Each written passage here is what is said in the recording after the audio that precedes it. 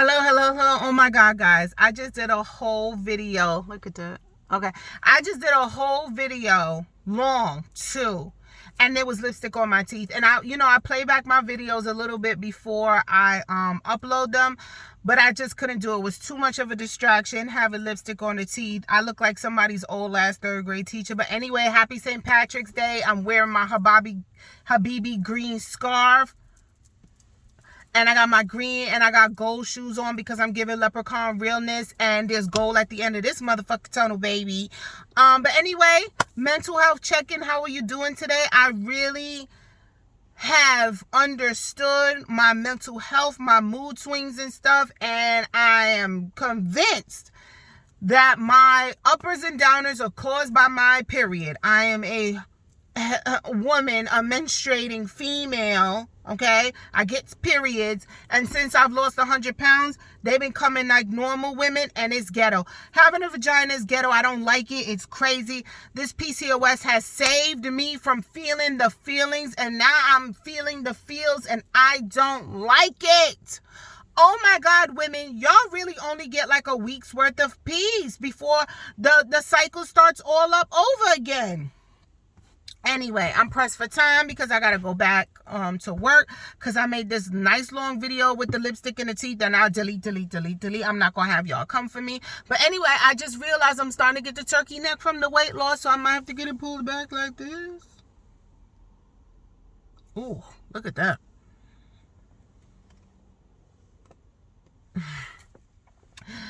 Oh my God, being a woman is so exhausting, isn't it? It's just so much. And then look, I'm getting lines here. When you're fat, it usually like plumps it up. But look, another thing I gotta do. I gotta put the botulism in my face, right? Isn't that what Botox is? Botulisms? Isn't that for dead people? Anyway, stick the botulisms in my face. So tired. Mental health checkup. I'm an advocate. But I do have a few suggestions that I've learned and that has helped me. And I like to give them periodically. So what I did was I journaled my feelings. I bought a book from Tabitha Brown, Support Black. It was very cute. I think it says Hello Beautiful. I got the blue one. It was $10, a little bit much for me because I get my shit at the Dollar Tree. But I'm supporting you, Tabitha, because you're a black woman and I'm trying to shop black as much as possible. But in all fairness, it is worth the $10. The paper's thick. The cover is nice. It's a very cute book. And I've gotten a lot of compliments at work from the YT people. And I tell them where to get it. Tabitha Brown at Target, and a lot of them did not know who Tabitha Brown is and saw the display in Target, and they have bought. Somebody told me that they just bought the cutting board and they love the cutting. I think that's $30. Try to support black, Tabitha Brown, Target, boom. But anyway, it's a cute book, and I started writing my feelings in the book. So in the morning, what is today? Oh, St. Patrick's Day. Today, I woke up feeling refreshed and energized and felt like I could take over the world. But then other days, I'd feel like this and this and this. And when I look back over the last couple of months, they all were around my PMS stage of my menstruation cycle.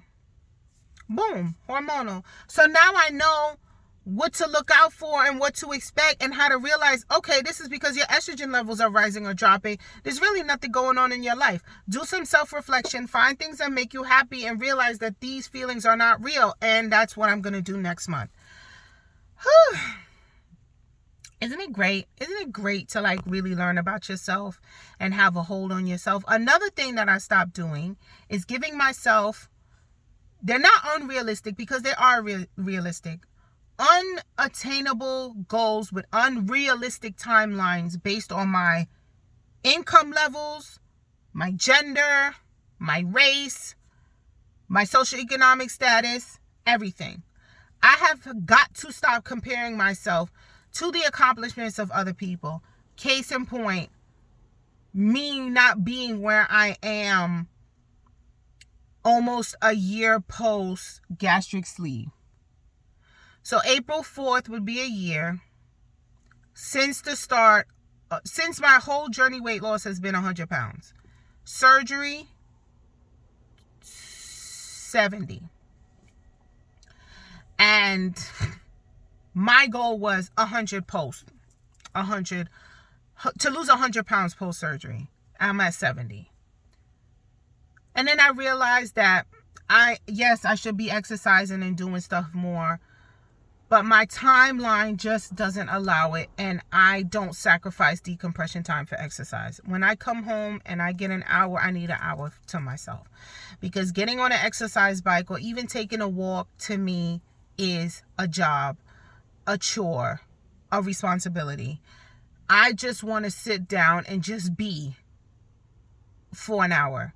Even if that means getting on my phone and watching YouTube videos, or just sitting with my kids cuddled up on the couch watching fucking cartoons. I need at least an hour a day for that. So no, I'm not going to be where I need to be because I don't exercise the way I'm supposed to, but I'm okay with that. I am accepting my limitations, and I'm okay with having limitations. I know I will get to my goal of 180.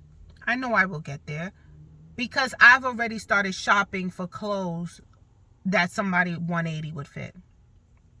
So I'm guessing 180 for me, when my physique would be like a 1X or extra large. And I've started shopping for that because my goal is 180. My doctor's goal is like 140.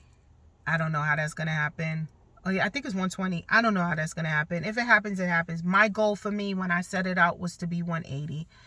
And I'm 40 pounds away from that. And I know I could do 40 pounds. And I'm going to give myself 2 years. I'm going to give myself 2 years because I don't want it to be a race. I want it to be me to be 180 and or stay 180 or lower and not gain it back, because the average weight gain for somebody doing this is 5 years. That they gain it back in 5 years. And I don't want to do that. And I feel if I lose it too fast, I won't appreciate it. So I'm not giving myself unattainable goals. And that's being unfair. I'm all about being fair. And see, I'm being subconscious now. Look at my teeth. I'm all about being fair to other people and even fair to my children. I don't show favoritism. If I buy one a pair of sneakers, I'm buying the other one a pair of sneakers, whether they need it or not. I'm buying one a shirt, the other one is getting a shirt. They're getting the same price of clothing. You know, it's all equal. I'm all about being fair. But I wasn't fair to myself, which I think I was my own worst enemy, and my biggest non-supporter was me. So I'm changing that, getting to learn yourself and changing that and stuff like that. So I think we all should, and I'm learning to protect my mental health at all costs, even if that means you have to put some people in a timeout. Now, I cut people off.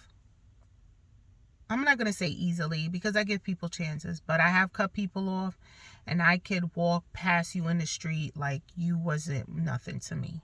And I don't know if that's a good habit or a bad habit. It's just a habit I have. But if you mean something special to me, sometimes you got to be put in timeout, because not everybody is as woke or enlightened as me.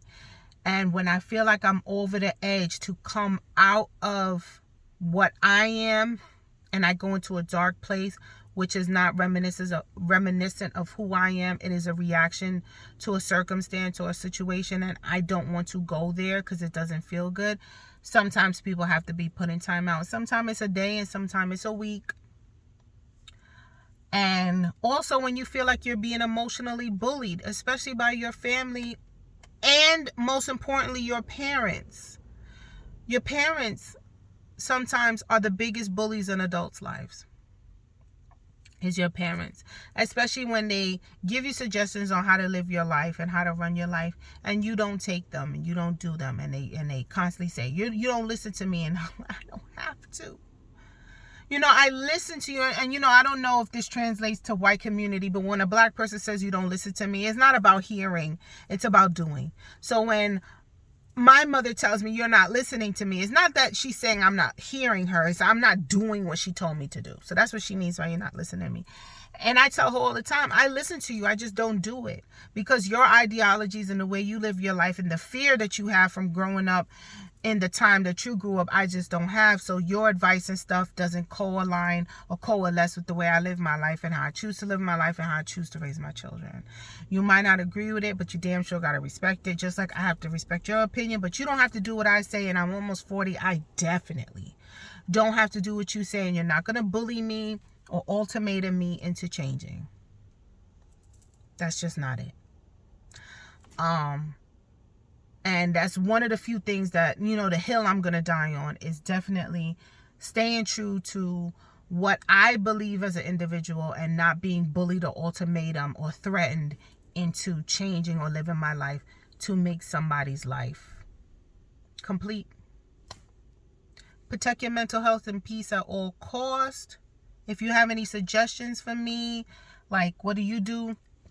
I'm also learning about self-soothing and things that you do to make you happy. Now, mind you, I'm a rich, cheap bitch.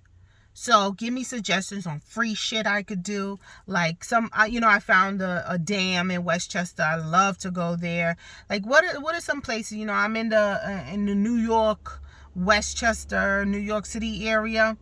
What do you like to do that's free to low cost that you just find zen and peace in? I'm taking all suggestions. Happy Friday. Happy St. Patty's Day, guys. I know it's politically incorrect. St. Patrick's Day is not for the Irish, but it's really fun to have things on calendars for us to just enjoy and celebrate. Just like Thanksgiving has nothing to do with Columbus anymore, the Indians, or the great mythological dinner that they had. No, it's about getting together with your family and friends, because sometimes that's the only time y'all see each other, breaking bread, enjoying food, and just being respectful and thankful of what you have in life and the people that are in your life, right? That's to me what St. Patrick's Day is. Before I had kids and even before I was in a relationship, St. Patrick's Day for me meant going down to Lower Manhattan, bar hopping and drinking green beer, which is gross because it's usually Guinness and I don't like Guinness. But anyway, drinking green beer, bar hopping, flirting with white boys and shit and having a good time. And now it's about me buying green food coloring to make green applesauce and green Jello for my kids. It's just something fun to do. Like, our lives are so mundane and so routine. It's just nice to have like a holiday on the calendar to celebrate. So happy St. Patrick's Day, and also a ode to the Irish. Even though I think St. Patrick's Day had nothing to do with the Irish, I ate a piece of Irish soda bread with lots of butter for the culture. So enjoy, guys. Bye.